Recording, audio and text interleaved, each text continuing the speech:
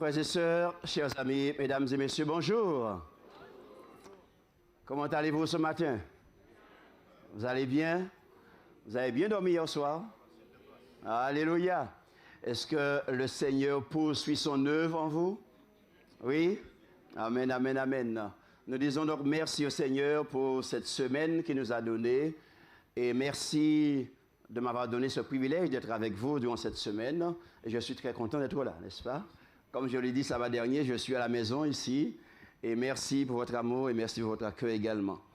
Alors, je répète que nous sommes ici cet après-midi à 15h30. Donc, nous allons essayer d'être à l'heure parce qu'il faut terminer à 17h. Donc, nous aurons le sujet cet après-midi, donc le pardon, les blessures, le pardon et la guérison. 15h30. Et après le sujet, nous aurons un moment d'échange, n'est-ce pas, de partage, de témoignage. Et bien sûr, s'il y a des questions, nous allons répondre aux questions également. D'accord?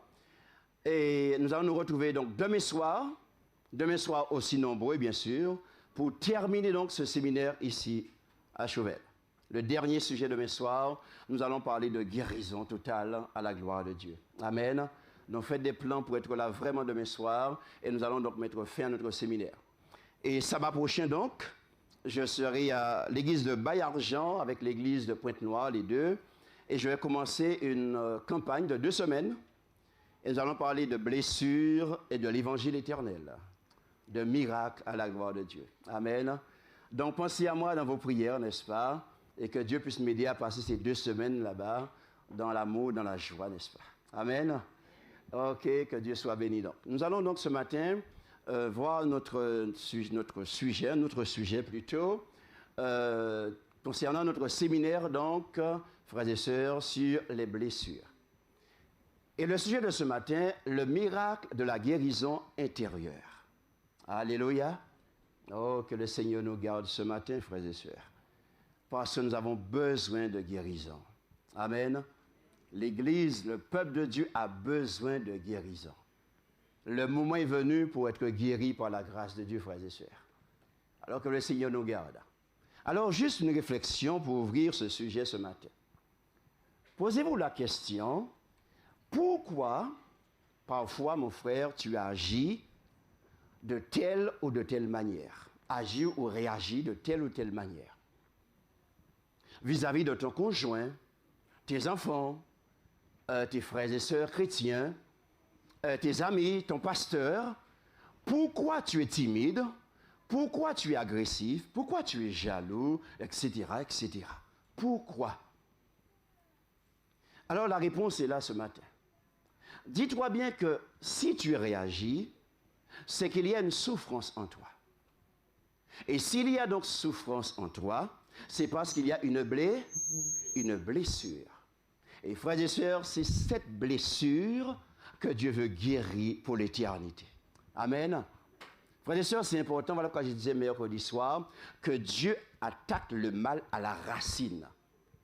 Et souvent, nous voulons mettre, comme on dit chez nous en créole, un bobo mal pensé. Ah ouais? Nous refusons de soigner la blessure, la plaie, n'est-ce pas? Travailler en profondeur, nettoyer parce que ça fait mal, que vous ne le vouliez pas, avant de mettre le pansement. Et on dit en créole, ou jaloux en bobo mal pensé, pas vrai? Ah ben ouais, hein? D'accord. Et si bobo l'a mal pensé, ah ben tôt ou tard, ou qu'il y en a la kangone. C'est ça, mon frère? D'accord. Ok, d'accord. Vous voyez, frères et sœurs, donc c'est important d'attaquer le mal à la racine. Souvent, vous et moi, nous avons commis l'erreur, et ce qu'à mon niveau, avant, bien sûr, nous voulons nous attaquer au comportement des gens. Et nous voulons soigner le comportement des gens. Frères et sœurs, nous n'allons jamais y arriver. Ça ne sert à rien. Il faut attaquer le mal à la racine. Qu'est-ce qui me pousse à opter à avoir ce comportement-là? C'est là qu'il faut travailler. Nous avons commencé mercredi soir, vous vous rappelez? Et nous allons poursuivre ce matin, cette réflexion. Alors, permettez-moi de partager avec vous une liste de quelques conduites importantes. Et si vous reconnaissez, s'il vous plaît, derrière une ou plusieurs de ces agissements, c'est que vous réagissez à une souffrance. Donc, vous avez une blessure. Nous prions. Père éternel, ce matin, le sujet que nous allons voir est très, très important. Oh, peut-être jusqu'à maintenant, nous avons été dans le déni. Nous avons fait semblant. Peut-être jusqu'à maintenant, nous n'avons pas encore porté attention à la valeur de ce que nous sommes en train de vivre cette semaine concernant les blessures. Peut-être jusqu'à maintenant, ne prenons pas au sérieux cette affaire de blessure que nous traînons toute notre vie et qui fait que si notre vie est malheureuse et si à notre tour nous rendons la vie aux autres difficile, alors je t'en supplie ce matin, viens nous toucher encore une fois. Viens nous sensibiliser à ce que nous allons voir parce que le temps est venu pour faire tomber le masque et que nous soyons des vrais adorateurs qui adorent le Père en esprit et en vérité. Alors viens ce matin, touche-nous.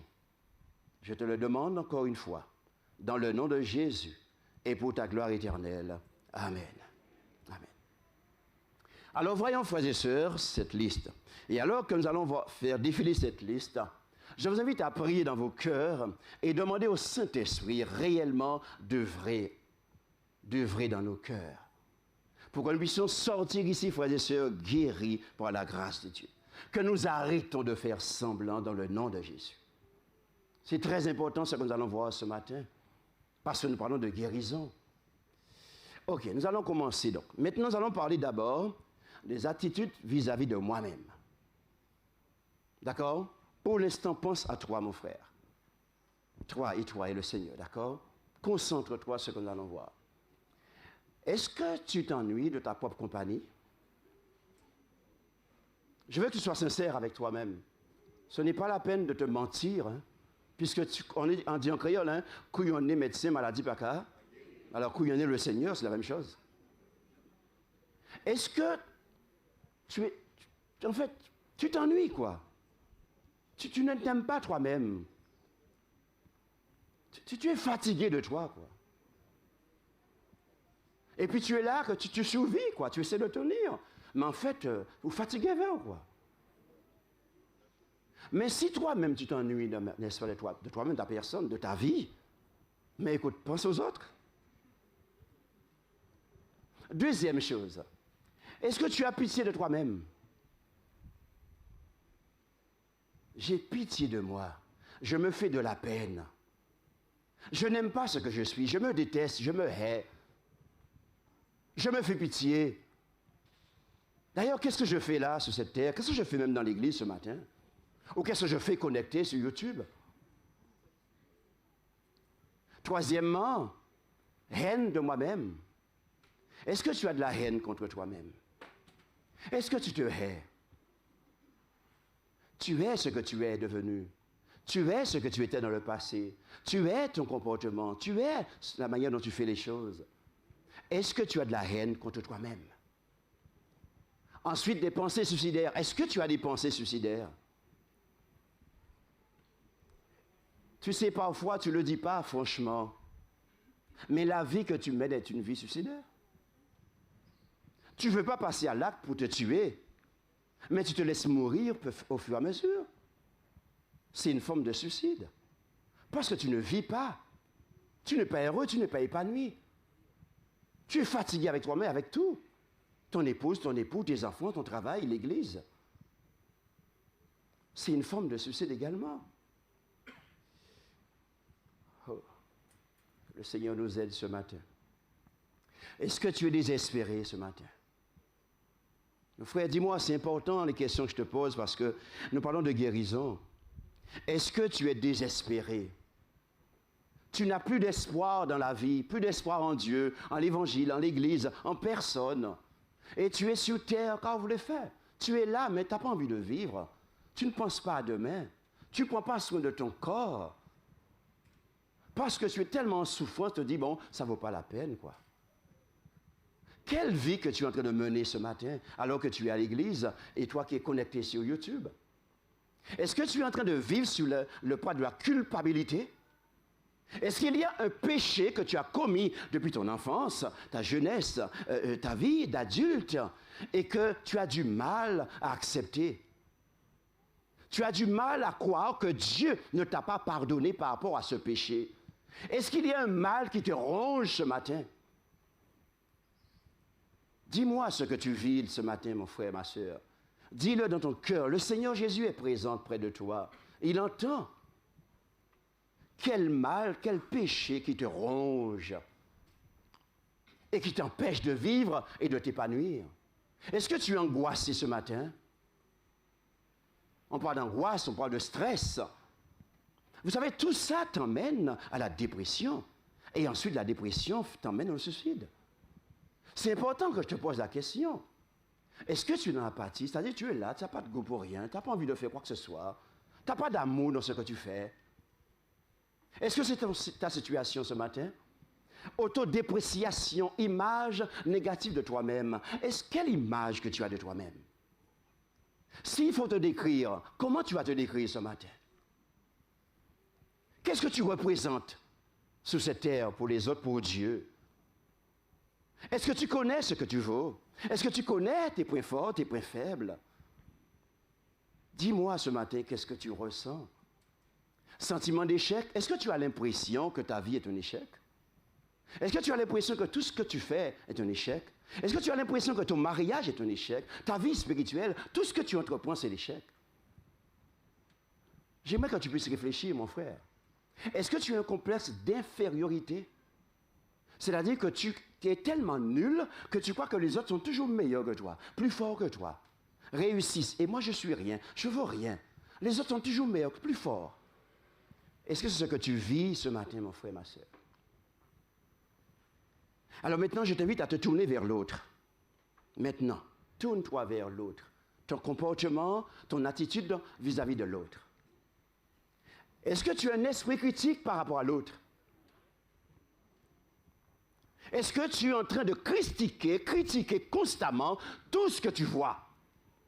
Tu critiques ton époux, ton épouse, tes enfants, tu critiques l'Église, tu critiques les dirigeants, tu critiques ton époux, tu critiques le président, tu critiques les maires. Tout ça, on va critiquer. La pluie a tombé ou pas content? Pas ni la pluie ou pas content? Vent la cavanté ou colère? C'est terrible, frères et sœurs. Frères et sœurs, les gens qui aiment critiquer, ce sont des gens malades. Mais frères et sœurs, c'est une maladie très profonde. Quand quelqu'un critique sans cesse, il est en train d'envoyer des SOS au secours. Je suis en souffrance, j'ai besoin d'aide. Et mes frères, vous qui êtes là ce matin, et vous qui êtes connectés, quand quelqu'un vient vous voir pour critiquer les autres, ne les encouragez pas, ne participez pas à cela. Vous devenez complice et vous l'encouragez dans sa maladie. Vous soutirez la personne. Tu ne peux pas faire une telle chose. C'est par la critique que Satan a commencé à mettre pagaille dans le ciel. Et c'est l'œuvre du diable que tu fais quand tu fais ce genre de travail. Alors ce matin, dans quel état d'esprit que tu es? Et dis-moi, est-ce que tu es jaloux de quelqu'un? Est-ce que tu es jaloux de ton époux? Jaloux de ton épouse? Est-ce que tu es jaloux de l'autre parce que l'autre réussit? Est-ce que tu es jaloux de l'autre parce que l'autre chante bien, ou prêche bien, ou parle bien, ou s'habille bien, ou a un travail? Est-ce que tu as de la jalousie dans ton cœur ce matin? Troisièmement, est-ce que tu as un esprit possessif? C'est important par rapport à ton époux, ton épouse, tes enfants. Tu veux toujours posséder l'autre, tu veux toujours contrôler l'autre, tu veux toujours avoir le dernier mot. Est-ce que c'est ton cas? Ensuite, volonté de tout contrôler. Est-ce que c'est ton cas ce matin? Tu veux tout contrôler. C'est toi qui dois avoir le dernier mot. Si ça ne vient pas de toi, il n'est pas bon. Donc tu imposes ta façon de faire en tant qu'époux, épouse, en tant que parent, en tant qu'enfant, en tant que dirigeant d'église. Et là, c'est encore pire, parce que tu vas tuer l'église. Quel est ton comportement vis-à-vis des autres? Ensuite, amertume. Est-ce que tu as de l'amertume dans ton cœur ce matin pour quelqu'un? Est-ce que tu as de l'amertume pour ton époux, pour ton épouse, pour tes enfants, pour le frère, sœur à l'église, pour le dirigeant d'église, pour ton voisin, pour ton patron, est-ce que tu as de l'amertume dans ton cœur?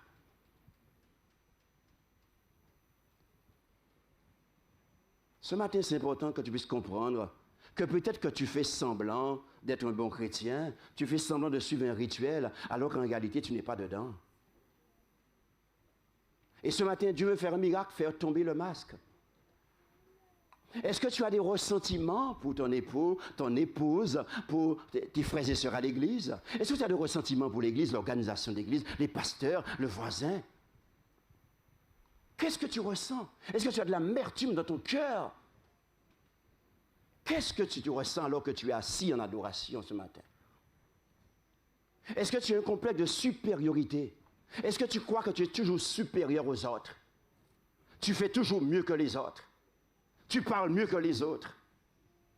On doit toujours se plier à ce que tu dis, ce que tu penses.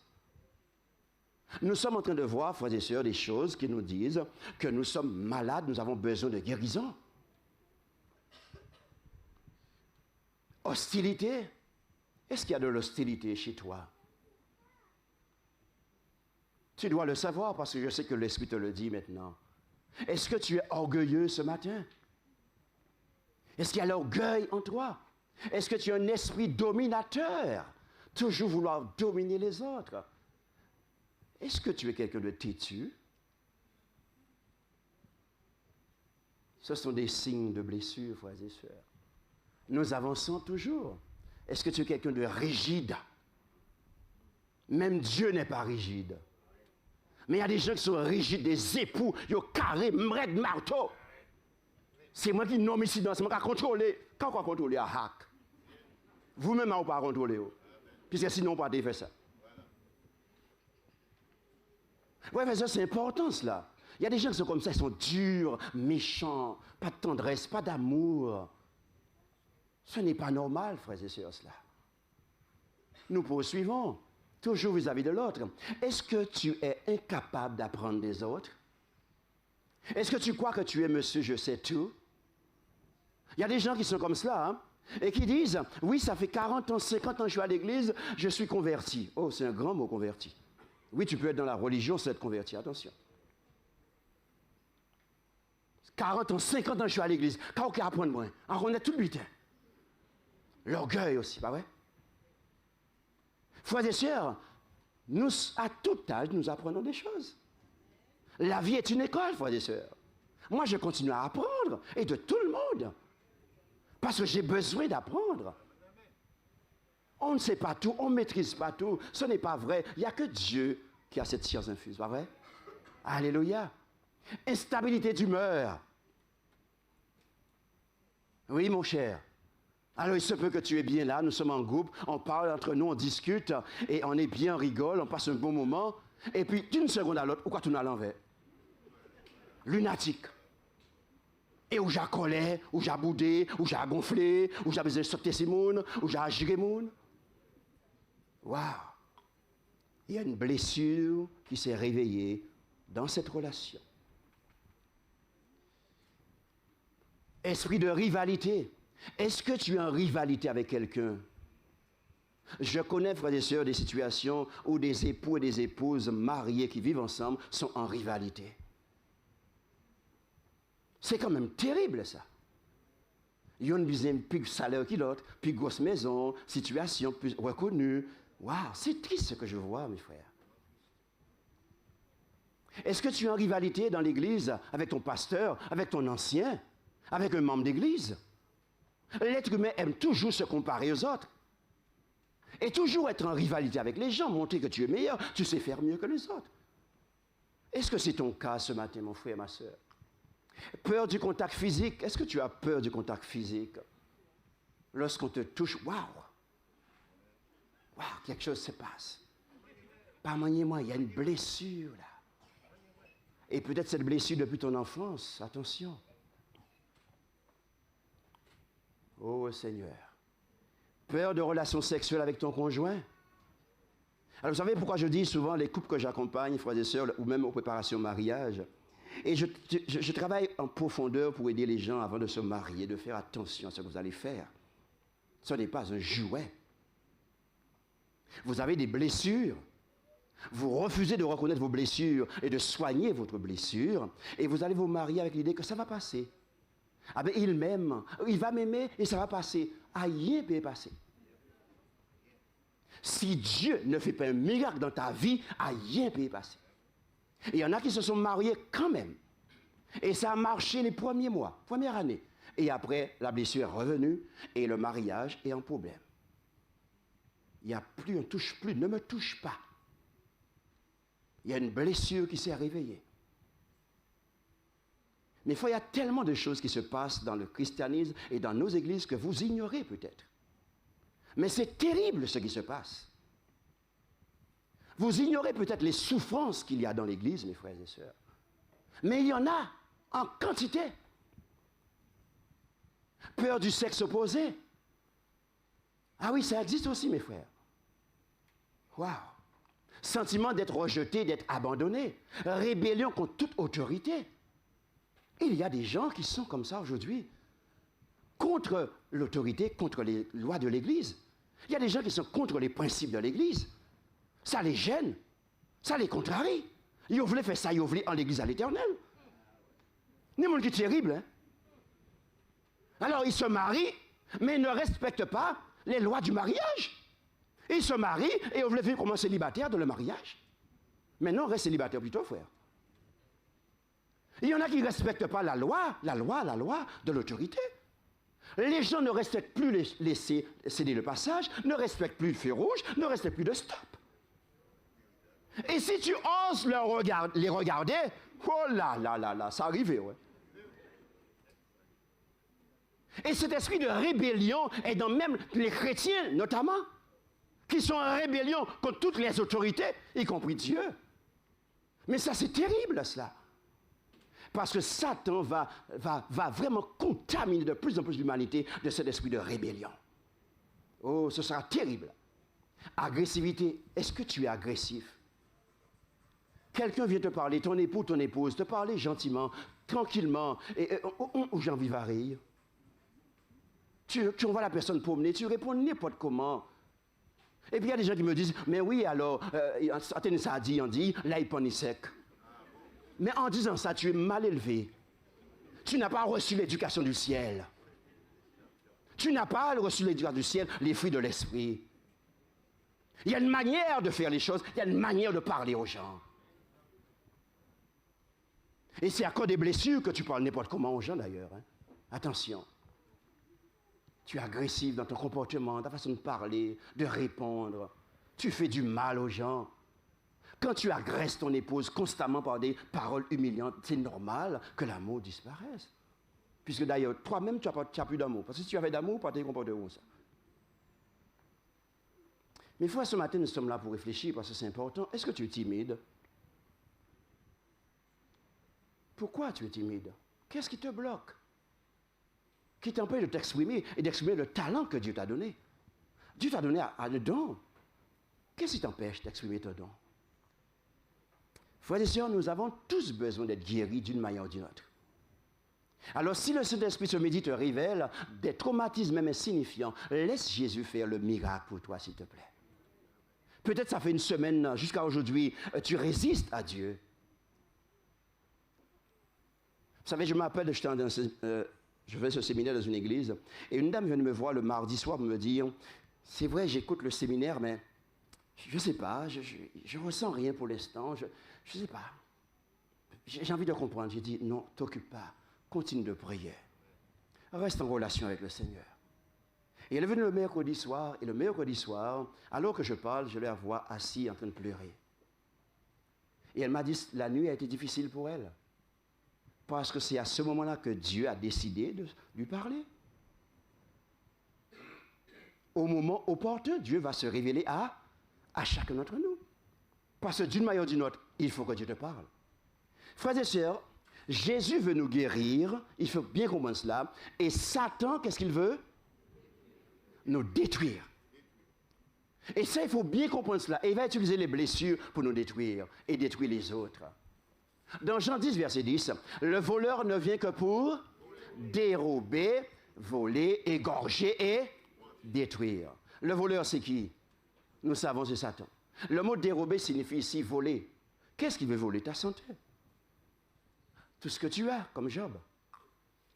Ça veut dire commettre un vol. Le mot égorger signifie tuer, immoler et t'abattre. C'est ce que l'ennemi veut faire. Il veut te détruire. Le mot signifie faire périr, démolir entièrement, abolir, mettre en ruine et disparaître. C'est ce que Satan veut faire de toi, mon frère, ma sœur. Et je répète qu'il va utiliser tes blessures pour cela. Et voilà pourquoi Jésus veut te guérir ce matin, maintenant et pour l'éternité. Alors ce n'est pas une blague ici, frères et sœurs. Satan est le meurtrier, il poursuit notre âme, il est le voleur, le brigand, il vient pour dérober, égorger, détruire. Il nous fait douter de la parole de Dieu. Oh mes frères, là c'est la même chose. Ce qui s'est passé en Éden, c'est ce qui se passe maintenant dans cette assemblée. Lorsque le diable est venu dire à Ève, Dieu a-t-il réellement dit? Et ce matin, je sais que vous êtes là, que l'Esprit de Dieu parle à vos cœurs, mais je sais aussi qu'il y a une petite voix qui parle aussi à votre cœur. Mais il veut vous détourner de Dieu. Et Satan est en train de vous dire, sa petite voix, peut-être que tu entends mon frère maintenant là, te dire, est-ce que tu crois que Dieu est réellement capable et puissant de te guérir de tes blessures? Ah, il te le dit. Et des gens que je rencontre, frères et sœurs, quand je les aide, et c'est là mon combat, c'est ce combat de la foi. Parce que c'est si tu crois que tu verras la gloire de Dieu. Je ne peux pas croire pour toi, je peux tout faire pour toi, mais je ne peux pas croire à ta place. Si tu crois, tu verras la gloire de Dieu. Et même si je fais ce travail d'accompagnement avec toi, je te donne tous les arguments, tout ce qu'il faut. Si tu ne crois pas, ça ne sert à rien. Et l'ennemi va te dire, mais non, tu crois que Dieu... D'ailleurs, si tu es comme ça, c'est un péché que tu as commis. D'ailleurs, c'est une malédiction que tu paies. Alors c'est normal que tu es comme ça. Satan travaille dans ta tête. Et c'est toi qui décides si tu lui donnes du pouvoir ou pas. Si tu chasses cette parole en toi. Dieu a-t-il réellement dit qu'il peut te guérir? Il te fait douter de la puissance de Dieu. Maintenant, la question, c'est tu vas faire un choix. Demain soir, je parlerai de choix. De choix et de volonté de guérison demain soir. Quel est ton choix ce matin? Quelle voix que tu veux écouter? Frères et sœurs, il arrive que nous détectons Satan dans sa manière de faire de manière extérieure. Mais nous oublions ici qu'il est tellement rusé qu'il travaille aussi de l'intérieur. Il n'a pas le pouvoir de lire l'intérieur, il n'a pas le pouvoir, n'est-ce pas? Mais il connaît comment j'ai réagi, comment je fonctionne, bah ouais.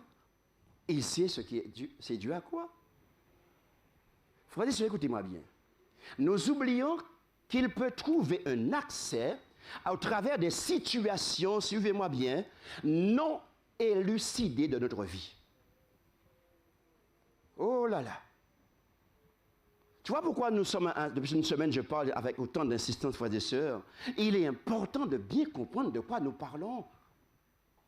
Les situations, le péché mignon que tu caresses, les blessures non soignées, écoute-moi bien, ce sont des situations non élucidées. Et en nourrissant les blessures, la haine, la colère, les ressentiments, c'est une porte ouverte pour le diable. Oh! Alors tu crois peut-être que jusqu'à maintenant c'est une blague quand on parle de blessures, la puissance des blessures. Peut-être que tu joues encore avec ça ce matin. Mais allons-y en profondeur, frères et sœurs, dans le nom de Jésus. Je prends un exemple avec vous dans la Bible. Un exemple qui va nous aider à réfléchir.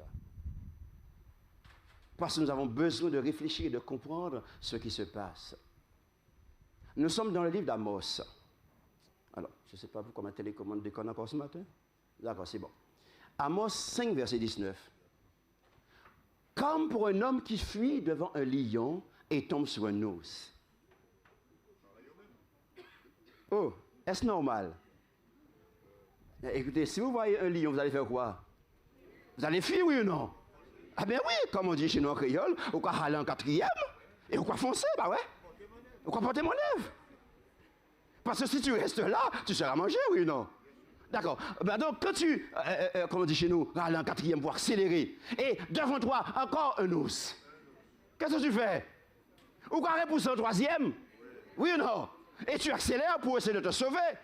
Parce que tu ne veux pas être mangé, oui ou non? Parce que tu veux vivre. Malgré tes blessures, hein, tu veux vivre quand même.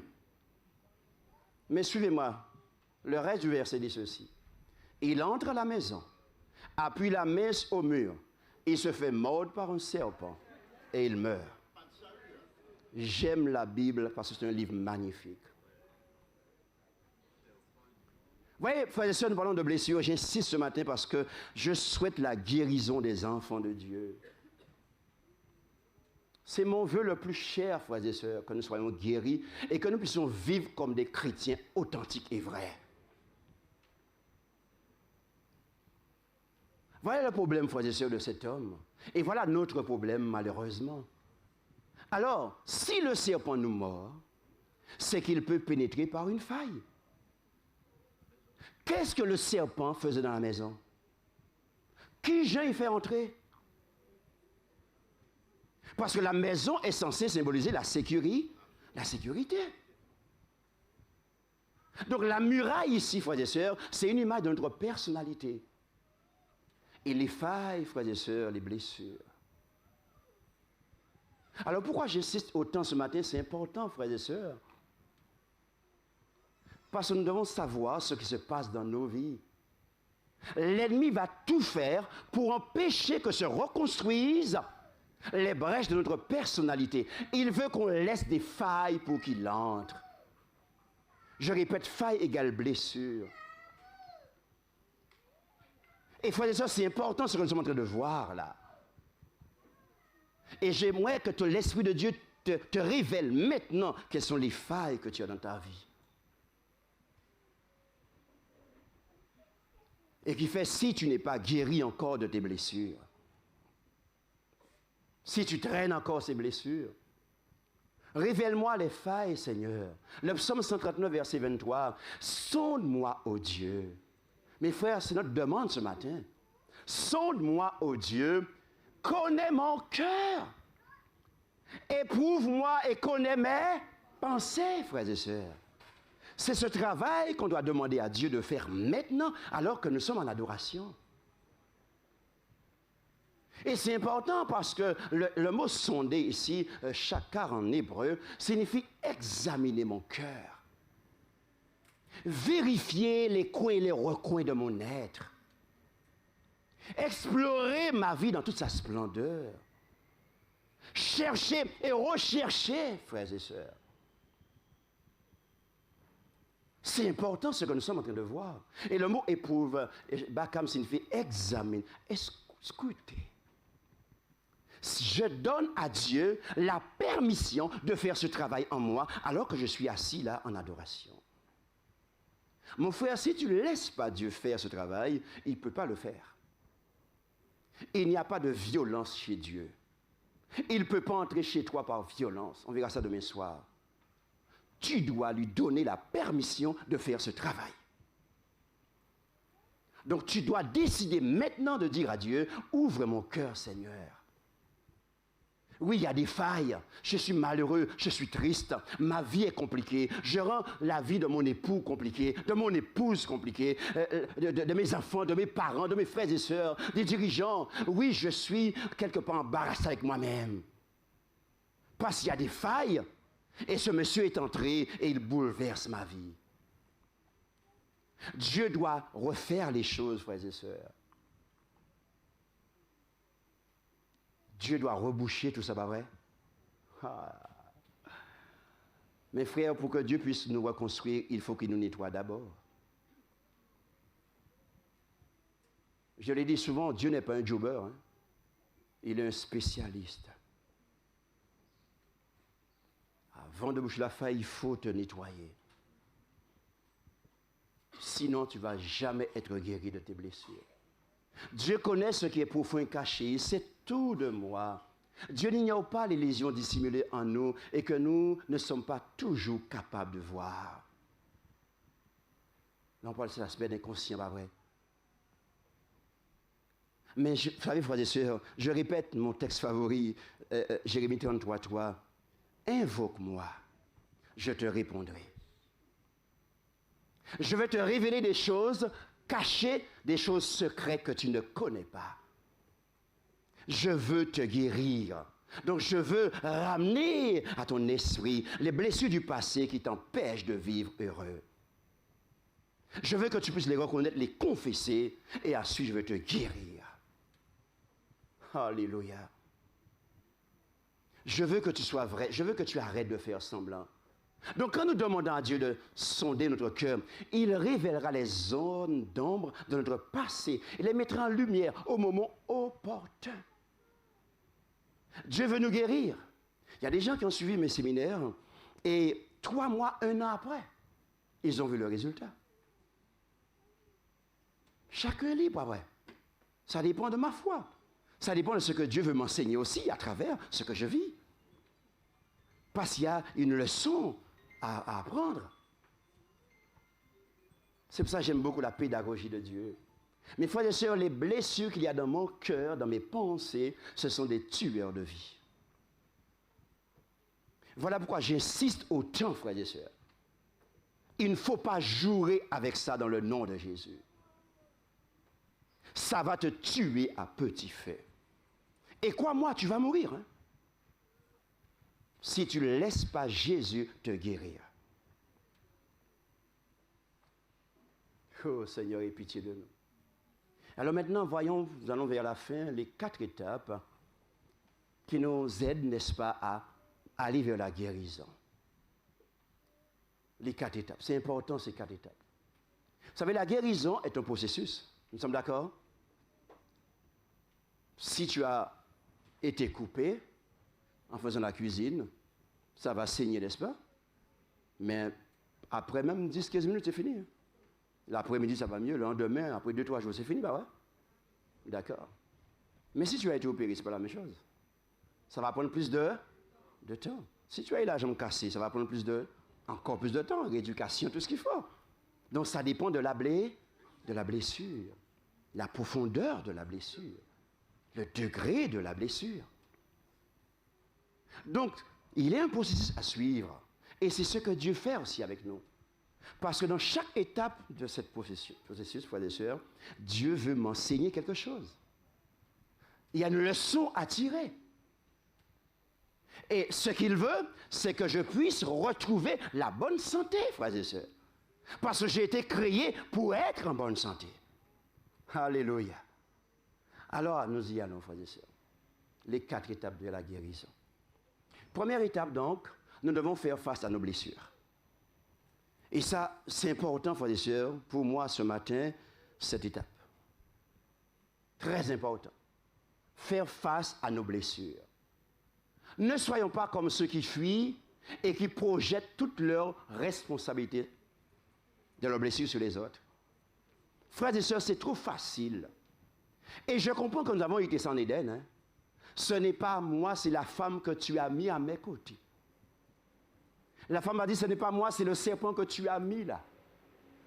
Le serpent qui dit, ce n'est pas moi, c'est le diable que tu as chassé. En fait, c'est toi qui l'as créé, Lucifer est devenu diable, bah ouais. En fin de compte, à qui on rend coupable de tout cela? Dieu. Vous voyez, c'est subtil comment le diable nous manipule. Mais derrière nos accusations, notre façon de faire, c'est Dieu que nous accusons. Et nous voulons toujours rendre les autres responsables. Oh, nous allons parler de pardon cet après-midi. Si l'autre a une responsabilité, la Bible dit qu'il faut en parler avec l'autre. Il faut lui dire cela. Mais quand j'entends des époux me dire je suis divorcé, je suis séparé de ma femme parce que c'est la faute de ma femme. C'est toujours la faute de ma femme. Yo pas fait un hack. Yo clean. Ça n'existe pas. Quelque part aussi, tu as faudé. Quelque part, tu as aussi tort. Tu as manqué quelque chose. Il y a une chose que tu n'as pas fait, que tu aurais dû faire, ou que tu as mal fait. Et tant que nous allons rendre les autres responsables de nos blessures, nous ne pouvons jamais guérir.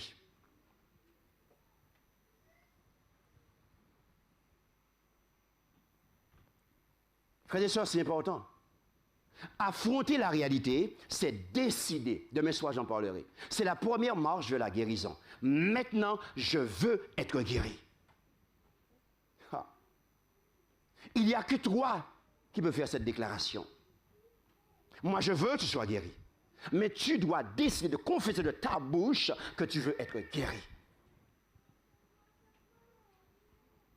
Et crois-moi, Dieu entend, et il entend très bien. Et demain soir, j'irai en profondeur avec ça. Dans Philippiens 2, verset 13, oh, j'aime ce verset. Oh là là, j'aime ce verset. Philippiens 2, verset 13, qu'est-ce qu'il a dit? Car c'est Dieu qui produit en vous le vouloir et le faire selon son... Oh oh! Waouh! Mes frères, qui travaille? Dieu. Qui agit en moi? Dieu. Mais décortiquons ce verset parce que c'est très puissant. Le mot produit ici en grec, le mot énergio. Et ce mot signifie faire. Ce mot signifie agir. Ce mot signifie être à l'œuvre. Donc dans ou en. Agir puissamment. Oh oh. Pardon. Travailler pour aider quelqu'un. Je reprends. Qui est-ce qui est en train de faire ce travail en moi?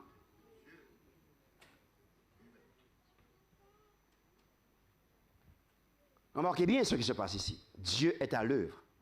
Deuxièmement, le mot vouloir, le mot télo en grec, avoir l'intention de. Être résolu ou déterminé à désirer, à souhaiter. Qui met ça en moi? Dieu. Mon frère, ma soeur, comprends-moi bien ce matin. Dieu œuvre et Dieu est un Dieu qui est fidèle. La Bible dit que Dieu va mettre en toi l'intention de guérir. Dieu va mettre en toi la résolution. Dieu va mettre en toi la détermination. Dieu va mettre en toi le désir d'être guéri. Dieu va mettre en toi le souhait d'être guéri. Oh là, ce matin, attention. Dieu dit, je mettrai ça en toi. C'est moi qui mets ça en toi. Alors, donc, ça veut dire que je veux que tu sois guéri. Mais toi-même, qu'est-ce que tu veux? Et demain soir, j'en parlerai parce qu'il y a des gens qui aiment rester dans leur souffrance. Parce que c'est une manière pour eux d'exister, d'attirer l'attention des autres vers eux, de toujours être chouchouté et entouré. Ça, ce n'est pas le plan de Dieu. Timoun Chinia. Non. Dieu te parle ce matin, mes frères, ma soeur. Et la question, c'est est-ce que tu mets foi dans la parole de Dieu?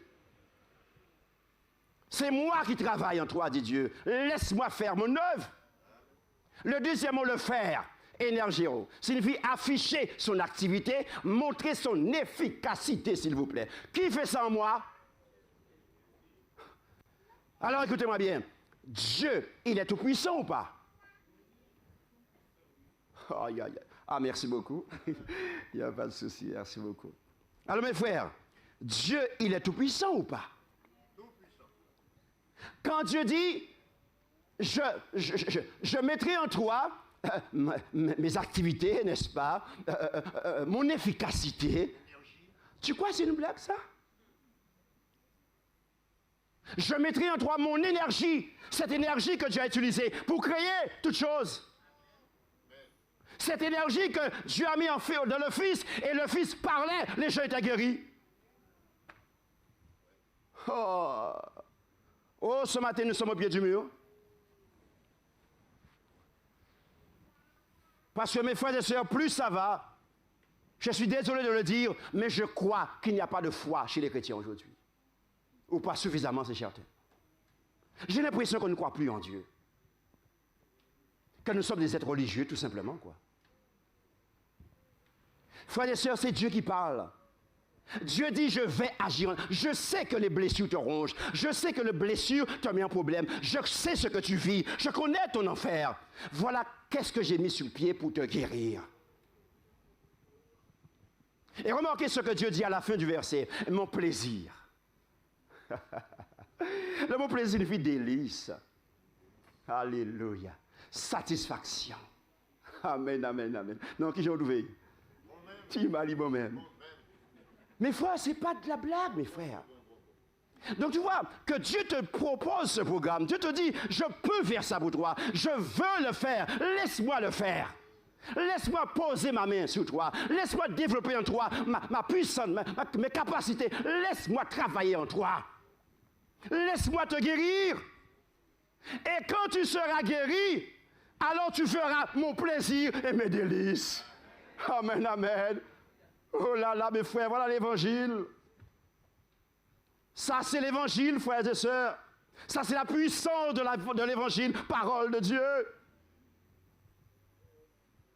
Voilà ce que je veux faire. Et que je veux que tu puisses faire mon plaisir. Écoute, quand tu vas être guéri, tu vas témoigner pour moi. Et là encore, je prendrai plaisir à te voir fonctionner. À te voir raconter aux autres comment j'ai posé ma main sur toi et comment tu es guéri. Là encore, je prendrai du plaisir. Nous croyons qu'on prend donner du plaisir à Dieu, je venir à l'église et chanter Alléluia. Oh là là. Quelle image tu donnes aux autres de Dieu? Est-ce que tu es prêt à aller dire aux autres ce que Dieu a fait pour toi dans ta vie? Ça, c'est ça l'évangile concret. Vrai. Il y a une puissance dans la parole de Dieu. Deuxième étape, prendre conscience que Dieu est présent partout et toujours. Il est le grand je suis. J'étais, je suis, je serai toujours. Alléluia. Le grand je suis. Alors là, on va toucher un point important maintenant. Hébreux 13, verset 8, il est le même hier, aujourd'hui et éternellement, il ne change pas. Donc Dieu est présent en tout lieu, en tout temps, dans le passé, aujourd'hui. Et il sera là demain. Alléluia. Parce qu'il est Dieu. Nous sommes d'accord? D'accord. OK. Alors si Dieu est présent partout, il contrôle toutes choses, il y a quelque chose à tirer comme leçon. Mon frère, ma soeur, nous allons parler de foi. Nous parlons de foi depuis la semaine a commencé. Ce matin, nous parlons de foi. Et nous allons toucher la réalité de la foi. Et nous allons voir la différence qu'il y a entre vivre une vie de foi et vivre une vie religieuse, avec des rituels et tout ce qui va. J'aimerais te dire, mon frère, ma soeur, écoute-moi bien, Dieu dit « Je suis le grand je suis ». Donc ça veut dire que rien n'échappe à son regard de flamme. Il voit tout, il sait tout. Alors j'aimerais te dire ce matin, la blessure que tu as reçue et qui te fait souffrir, est-ce que tu sais que Dieu était là quand tu as reçu la blessure? Oh, Parfois quand j'en parle, les gens sont un peu en colère, n'arrivent pas à comprendre. Comment ça? Oh, c'est vrai ça? Ah bon? Et pourquoi tu n'as rien fait? Ah ouais? Et pourquoi tu n'as rien fait? La blessure de l'abandon, Dieu a vu ça venir. Ton époux est parti, Dieu a vu ça venir. Il sait tout, il voit tout. Maintenant, je te pose la question, as-tu la foi, oui ou non? C'est là où ça change. Il était là, il a vu cette blessure, il sait tout de toi. Maintenant, est-ce que tu continues à croire en lui? Est-ce que tu continues à l'aimer quand même? Malgré que tu es en souffrance. Parler de Dieu, c'est quelque chose. Connaître Dieu, c'est autre chose. Et Dieu veut nous retirer de la théorie. On parle trop de lui et on ne vit pas assez de lui. Et si Dieu a permis ça, c'est parce que Dieu sait pourquoi. Il a quelque chose à te dire. Et il a un miracle à opérer dans ta vie. Il a besoin de toi pour accomplir une mission. Oui, il était là. Est-ce que tu crois toujours en lui? Est-ce que tu l'aimes toujours? Vous savez que Satan a un seul objectif sur la terre? C'est déraciner la foi en nous. Mes frères? Parce que Hébreu dit, il faut que celui qui s'approche de Dieu croit que Dieu existe et qu'il est le rémunérateur. C'est-à-dire, il récompense ceux qui ont la foi. Et Satan va travailler ta foi. En ce temps de la fin, Satan va tailler ta foi. Satan va démolir ta foi. Tu crois que Satan s'intéresse à ta vie extérieure, à que tu mens, que tu pêches, que tu fais cela? Non. Ça, c'est le résultat de manque de foi. Donc Satan aussi attaque et m'attaque à la racine, ma foi. Et s'il arrive à toucher ma foi, tout ce qui viendra de moi sera nul.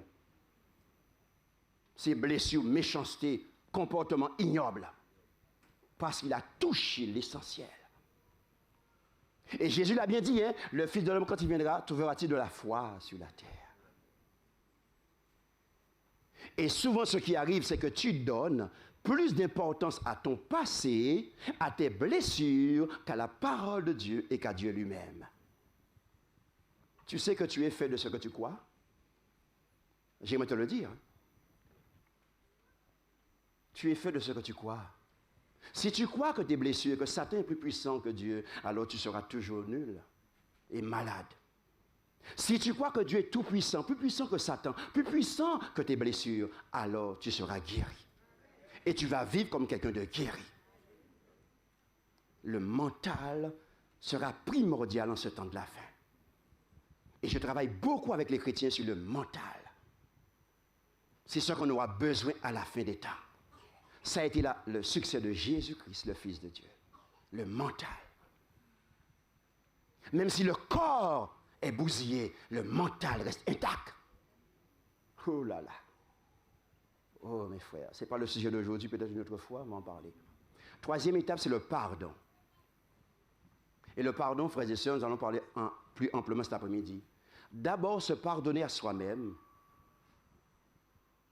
d'avoir utilisé mon corps, qui est le temple du Saint-Esprit, d'avoir utilisé ce corps-là pour habiter des blessures et des émotions toxiques. C'est un mal que tu as fait devant Dieu.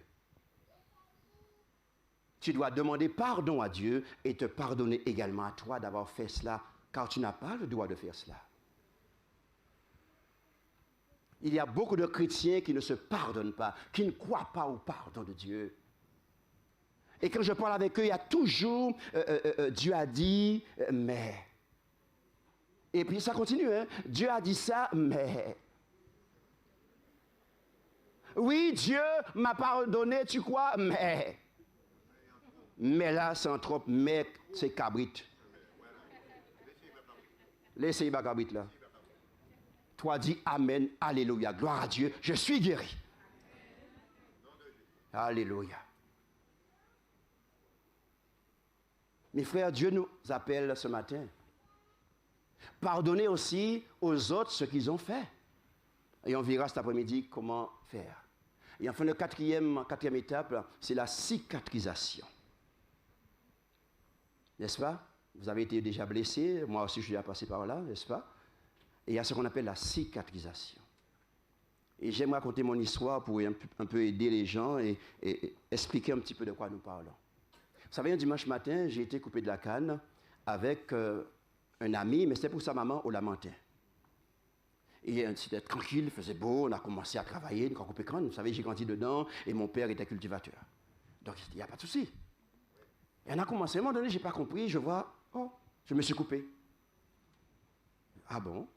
Je n'ai pas fait attention, vous voyez. Et ce doigt-là est tombé. Waouh, un grand trou là. Je me suis coupé, ah ouais, et c'est grave. Le doigt ne bouge pas, il n'y a rien. Et ça fait mal, ah ouais. Pas très très mal, mais un peu mal. Je vais vous dire pourquoi tout à l'heure. Alors, vous savez, donc je suis resté là, et puis un moment, j'ai dit, bon, ça ne va pas. Et le monsieur m'a dit, non, il faut aller à l'hôpital. On m'a emmené en urgence, urgemment, bien sûr. Et puis je suis arrivé, on m'a consulté, tout ce que vous voulez. Et à 17h, j'ai été opéré. 5 points de soudure. Structure. Je dis toujours soudure. C'est vrai. Ça, c'est? C'était, oui, très, très grave. Ah, je suis d'accord avec toi, oui, oui. Parce que le doigt est tombé. Voilà. Mon doigt est fait pour fonctionner. Donc ça a été coupé, donc ça ne fonctionne plus. Vous êtes d'accord avec moi? D'accord. Maintenant qu'on m'a opéré, le doigt est resté comme ça. Mais est-ce que le doigt est fait pour rester comme ça? Non. Donc il fallait faire quoi? La rééducation. Mais la rééducation, c'est là où j'ai eu le plus de mal. Ah, parce que c'est fait pour bouger le doigt, pas pour rester comme ça. Donc j'avais un choix à faire. Il a arrêté comme ça ou bien il a bougé. Mais j'ai fait le choix de souffrir, mais je sais que c'est pour la bonne cause. Et maintenant, voilà mon doigt. Mes frères, la cicatrisation est là, pas vrai? Mais est-ce que j'ai mal? Même si en pigé, est-ce que j'ai mal? Parce que je suis guéri et cicatrisé. Mais voyez, je vous parle de ça avec amour. C'est une blessure que j'ai reçue, n'est-ce pas? D'accord, ça fait déjà plus de 30 ans. Mais je n'ai plus mal, je ne pleure plus, je ne crie plus. Parce que je suis guéri. Mais, souvenir, est-ce que c'est là? Ah ben voilà. C'est de ça que nous parlons, frères et sœurs. La marque, ça va rester, la cicatrisation va rester, mais je n'ai plus mal. Ça veut dire que je suis guéri. C'est de ce que nous parlons, frères et sœurs. Il peut arriver que je repense aux blessures que j'ai dans le passé, ça m'arrive à moi, mais ça n'agit plus sur moi. Parce que je suis guéri dans le nom de Jésus. C'est de ce que nous parlons. La cicatrisation. Écoutez maintenant ce que Dieu veut nous dire via son Esprit Saint. Prêtez attention à ce qu'il nous révèle sur nous-mêmes à ce moment-là. Travailler la cicatrisation et comment vivre après la cicatrisation. Ah d'accord. Alors, ah c'est bon, super, d'accord. Ok, nous avançons, ok. Donc, voyez un petit peu, prêtez attention à ce que l'Esprit va nous révéler. Et ça, c'est important. Qu'est-ce qui se passe maintenant? On lit dans Job. Alors, est-ce que ça va? Ok. Job 33, verset 4. L'Esprit de Dieu m'a... Nous sommes d'accord, frères et sœurs? C'est l'Esprit de Dieu qui m'a formé. C'est le souffle du Tout-Puissant qui fait si je suis en... et qui me fait vivre. La cicatrisation, frères et sœurs, c'est le renouveau de ma vie sous la direction du Saint-Esprit. Avant, j'étais conduit par mes blessures, par mes sentiments, par mes émotions. Et j'avais des comportements inadmissibles, n'est-ce pas? Maintenant que Dieu m'a guéri, maintenant je suis cicatrisé, maintenant je suis sous la direction du Saint-Esprit. Donc ça veut dire que si je parlais mal à mon époux et Dieu a guéri cette blessure, je ne parle plus à mon époux n'importe comment. Je ne parle plus à mes frères et sœurs n'importe comment. Je suis guéri. Maintenant je suis sous la direction du Saint-Esprit. Et toute parole qui sortira de ma bouche servira à édifier l'autre. Alléluia. C'est de ce que nous parlons, frères et sœurs. Il y a trop de personnes qui se disent « Ah, je suis guéri, mes amis, avec quoi ça ?» Ça ne se dit pas dans la bouche, hein, pas vrai? Ça se vit. Éphésiens 3, verset 16 maintenant. « Il fortifie votre être. » Il fortifie votre être intérieur, comment? Par la puissance du Saint-Esprit. Alléluia. Mes frères et sœurs, la Bible enseigne de Genèse à Apocalypse que tous ceux qui acceptent Christ ont reçu le Saint-Esprit. Et je vais plus loin avec vous. Les gens du dehors dans le monde ont le Saint-Esprit. Mes frères, il faut étudier pour comprendre ça. Parce que qui va les convaincre de péché et de jugement? C'est l'Esprit. Qui va leur dire de venir à Jésus? C'est qui? Le Saint-Esprit. Ça, c'est une très belle étude. Hein? Et l'Esprit de Dieu a son œuvre à faire en moi. Guérir de mes blessures, cicatriser la blessure et me régénérer, me reconstruire pour que je porte l'image de Dieu. Oh. Et le texte dit, il fortifie votre être intérieur, le dedans, là, on a parlé ça cette semaine, par la puissance de son esprit. La seule personne qui est en mesure d'empêcher l'Esprit de Dieu de faire son œuvre, c'est moi-même. Personne d'autre. Ne me dis pas c'est ton mari, ton époux, c'est ta femme, c'est à cause d'elle, c'est un pas spirituel, ça c'est mensonge. C'est un problème personnel. Dieu dit, il agira puissamment dans ton être intérieur. Aïe, aïe, aïe, aïe, aïe. La question c'est, est-ce que tu laisses l'Esprit de Dieu travailler en toi? Ah. Ce matin, Dieu nous parle, frères et sœurs. En conclusion donc, Dieu veut coopérer avec nous à notre guérison. pour que nous soyons affranchis de notre histoire, de notre passé, de bien vivre notre présent et d'envisager l'avenir avec joie et sérénité. Amen, amen, amen. Dieu veut, je répète, coopérer avec toi à ta guérison. Si tu ne donnes pas l'autorisation à Dieu, si tu ne décides pas, si tu ne fais pas appel à lui, il ne peut pas te faire violence. Tu n'as qu'un seul mot à dire. Seigneur, viens au secours de mon incrédulité. Seigneur, viens à mon secours, j'ai besoin de toi. Seigneur, ça fait trop longtemps que moi je fais semblant à l'église, je fais semblant dans mon foyer, semblant dans mon travail. Il est temps que ça s'arrête. Je veux être vrai. Parce que toi, Père, tu cherches en ce temps de la fin des vrais adorateurs qui adorent en esprit et en vérité. Alors ce matin, je reconnais que j'ai besoin de toi. Mon frère, si tu dis ce matin dans ta bouche, Seigneur, viens à mon secours, il viendra à ton secours. Il viendra à ton secours. Je vais vous inviter à prier pour terminer. Car je pense que nous avons besoin de prière ce matin. Je vais vous inviter à vous mettre debout, pour ceux qui le peuvent, ou vous mettre à genoux, comme vous le voulez. Moi, je vais me mettre à genoux ici. Et je vais prier le Seigneur, frères et sœurs, ce matin. Et tandis que je prie, je vais vous inviter aussi à prier dans vos cœurs. Je ne sais pas ce qui se passe dans vos cœurs, mais le Seigneur le sait. Alors parle de lui à cœur ouvert, sachant qu'il est présent parmi nous. Notre Dieu est là.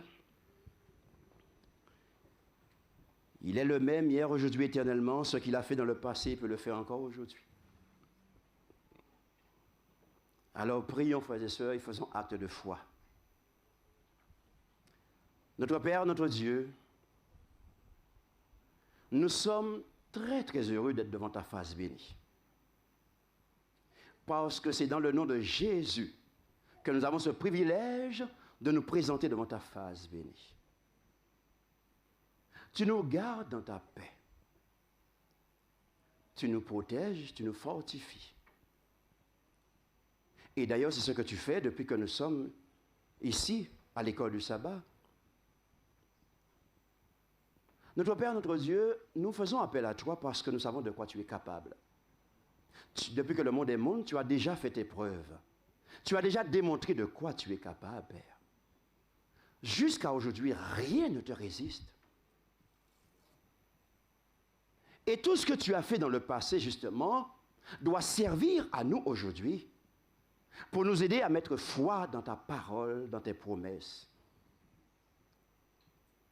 Ce matin, nous croyons que tu es présent parmi nous. Et nous croyons que tu es en train d'écouter notre prière. Alors nous voulons te présenter notre situation. Père éternel, nous avons décidé, en dehors de ton plan, à un moment donné dans notre vie, décider de faire de notre corps, d'ailleurs qui est le temple de ton Esprit Saint, de faire une habitation de blessures et d'émotions toxiques. Et comme on ne donne pas ce qu'on n'a pas, notre vie est devenue difficile. Et à notre tour, nous rendons la vie de notre époux, rendons la vie des autres difficile. Nous pourrissons même leur vie. Alors ce matin, dans le nom de Jésus, je te demande, alors que nous reconnaissons ce mal, je te demande dans le nom de Jésus de bien vouloir nous pardonner, s'il te plaît. Seigneur, pardonne-nous d'avoir pris ton corps et faire une habitation de blessures et d'émotions toxiques. Seigneur, s'il te plaît, pardonne-nous. Pardonne-nous parce que nous avons fait en sorte que nos blessures dirigent nos vies, modifient nos comportements, notre façon de penser. Et à cause de ça, notre vie est malheureuse, Seigneur Dieu. Et nous rendons les autres également malheureux. Alors je t'en supplie, pardonne-nous ce matin dans le nom de Jésus. Et alors que tu nous pardonnes, alors que par le sang de Jésus, tu es en train de nous purifier, je te demande, oui, viens nous purifier maintenant dans le nom de Jésus. Seigneur Dieu, les blessures qui nous habitent et qui fait que nous sommes malheureux, tristes, des chrétiens non épanouis, qui ne rayonnent pas sur le monde. Seigneur Dieu, viens ce matin dans le nom de Jésus. Viens enlever en nous ces blessures dans le nom de Jésus. Viens nous guérir, Père éternel, nous avons besoin de toi plus que jamais. Oh Seigneur Dieu, nous sommes fatigués. Nous sommes fatigués de traîner nos blessures depuis tant d'années, Père éternel. Nous sommes fatigués de laisser les blessures nous contrôler notre comportement, nos façons de penser, notre vie spirituelle. D'ailleurs, nous n'avons même pas de vie spirituelle. Nous faisons semblant, Père éternel. Alors, dans le nom de Jésus, s'il te plaît, viens, manifeste-toi dans nos cœurs maintenant. Nous avons besoin de toi, s'il te plaît, Père éternel. Tu es le même hier, aujourd'hui, éternellement. Tu n'as pas changé. Et tu dis que cette puissance que tu as utilisée pour créer le monde, que ton Fils a utilisée pour faire les miracles, cette même puissance est à notre disposition. Seigneur Dieu, je t'en supplie, viens nous régénérer. Viens nous reconstruire, s'il te plaît. Les blessures nous ont vieilli. Et nous sommes fatigués avec tout cela. Et nous ne sommes pas à la hauteur de la mission que tu nous as confiée. Nous te faisons de la peine. Pardonne-nous encore. Et s'il te plaît, Père éternel, alors que nous sommes en prière, tu connais le cœur de tes enfants à genoux et ceux qui sont connectés sur YouTube.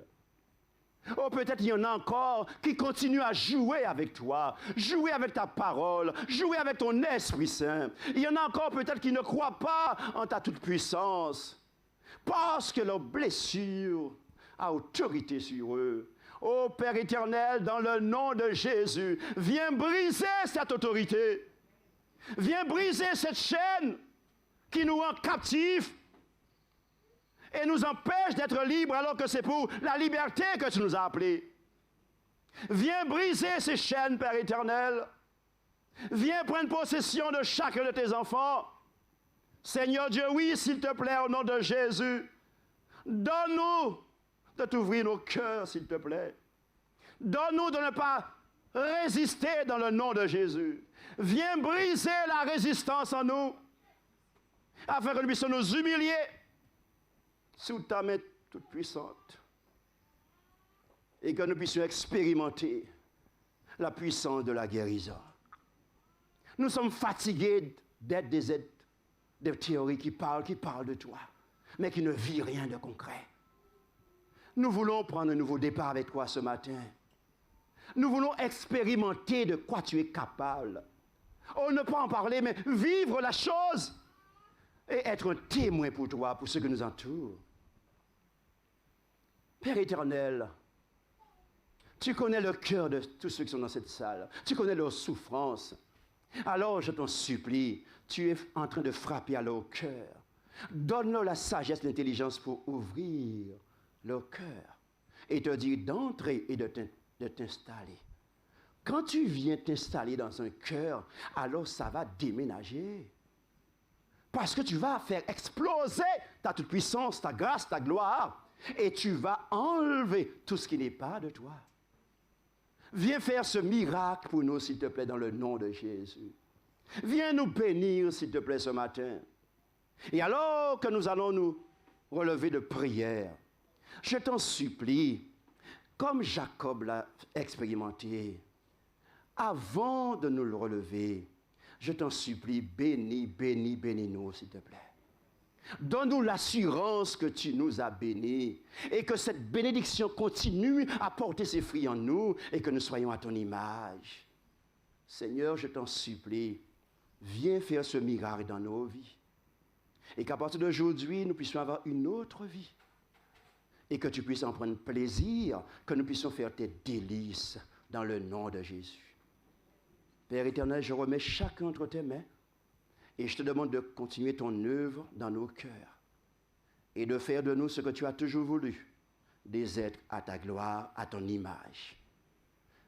Pour avoir entendu cette prière et les prières de tes enfants, je te dis maintenant de recevoir l'honneur, la louange, la majesté, la magnificence, l'adoration, parce que tu en es digne. Sois béni pour avoir exaucé notre prière. Je te le demande au nom de Jésus et pour ta gloire éternelle. Amen. Amen.